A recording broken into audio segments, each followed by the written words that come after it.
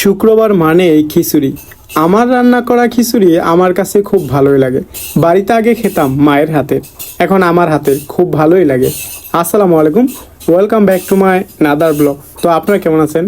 আলহামদুলিল্লাহ সরমে ভালো আছি। তো ভাবলাম আজকে শুক্রবার আপনার সাথে একটা র্যান্ডম ব্লগ শেয়ার করি, অনেক বড় একটা ব্লগ। তো এই যে সকাল সকাল ঘুম থেকে উঠছি, ঘুম থেকে ওঠার পর দাঁত ব্রাশ করতেছিলাম, আর বাসার পিচ্ছি পিচ্ছি পোলান আমার সাথে আর কি দুষ্টুমি ফাজলামি করে। তারপর ওয়াশ টোয়াশ হয়ে তারপরে চলে গিয়েছিলাম বাজারে।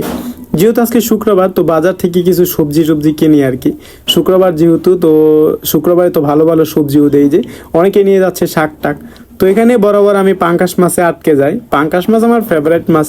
তো এদিক দিয়ে আরও মাছ আছে, কিন্তু আজকে পাঙ্কাশ মাছ নিব না, তার জন্য নিয়ে নিব আজকে এই যে, যেহেতু পেয়ে গেলাম এবছরে আমরা, তো আমরা নিয়ে নিব। আর আমরা দিয়ে আজকে একটা আমরা বানাবো, আমড়ার টক বানাবো, সেটা দেখতে হলে কিন্তু ভিডিওর সাথেই থাকতে হবে। তো তারপর তো এগুলো নিয়ে একদম বাসায় চলে আইছি। আর বাসায় আসার পরে এই আমড়াগুলো দিয়ে একটা আমড়ার টক বানিয়ে নিই। আর সাথে আমড়ার টকের সাথে একটা খিচুড়ি বানাবো, লেটকা খিচুড়ি। ভিডিওটা ফুল দেখতে থাকেন। তো প্রথমে তো এই আমড়াগুলো কাটাকাটি শেষ করলাম। তো আরও কিছু আমড়া ছিল, সবগুলো কেটে নিলাম। এবার আমরাগুলোকে ধোয়ার পালা। তো আমড়াগুলোকে ধুয়ে ধুয়ে নিলাম। ধোয়া ধুয়ে শেষ হয়ে গেলে মূলত এখন কাঁচামরিচ আর পেঁয়াজ কেটে নিতে হইব। কাঁচামরিচ আর পেঁয়াজ কাটা নেওয়া শেষ। তো এবার দেখতে পাচ্ছেন সবগুলো কাটাকাটি শেষ। এবার মূলত যেই লেটকা খিচুড়ি বানাবো তার জন্য এই যে ডালটা রেডি করলাম। তো এবার ডালটা রেডি করা শেষ হয়ে গেলে তারপর এই যে চলে আসলাম চুলা পাড়ে।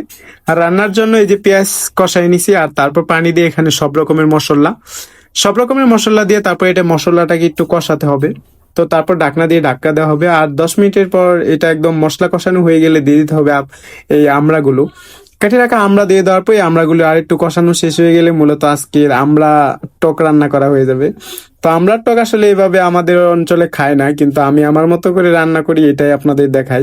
তো এদিক দিয়ে কিন্তু আমড়ার টক হয়ে গেছে, তার উপরে কাঁচামরিচ আর একটু ধনিয়া পাতা দিয়ে দেওয়া হয়েছে। তো এটা কিন্তু হওয়া শেষ, এবার এটা উড়ে নেওয়ার পালা। একটু গরম মশলা দিয়ে দিয়েছিলাম, তারপর এটা তো আমার অলমোস্ট আরো 10 মিনিটের জন্য রেস্টে দিয়েছিলাম। এদিক দিয়ে কিন্তু আমার আমার টাক হয়ে গেছে। তো এবার এগুলোকে নামিয়ে নিব।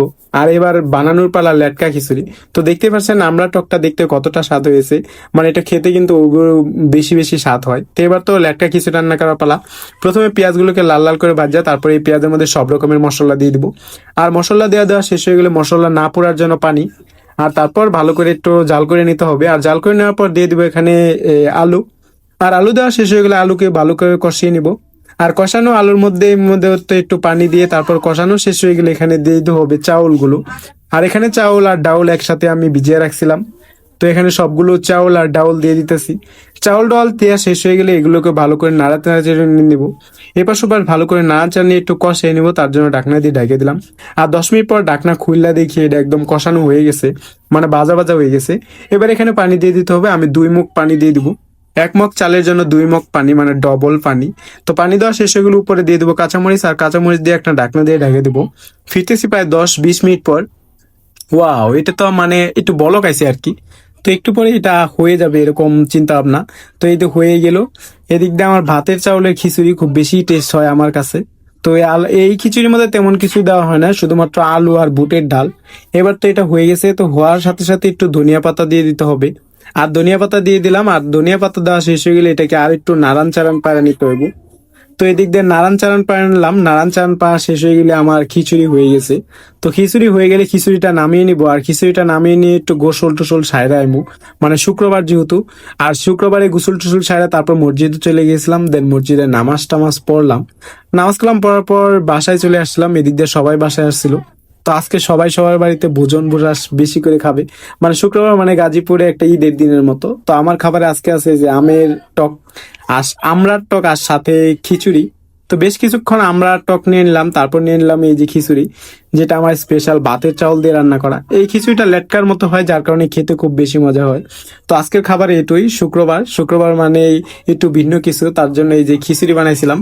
তো আলহামদুলিল্লাহ এটা খুব মজা করে খাইছে, আর আমার কাছে অনেক ভালো লেগেছিল। কেমন লাগলো সেটা কিন্তু জানাবেন। সবাই ভালো থাকবেন, টাটা।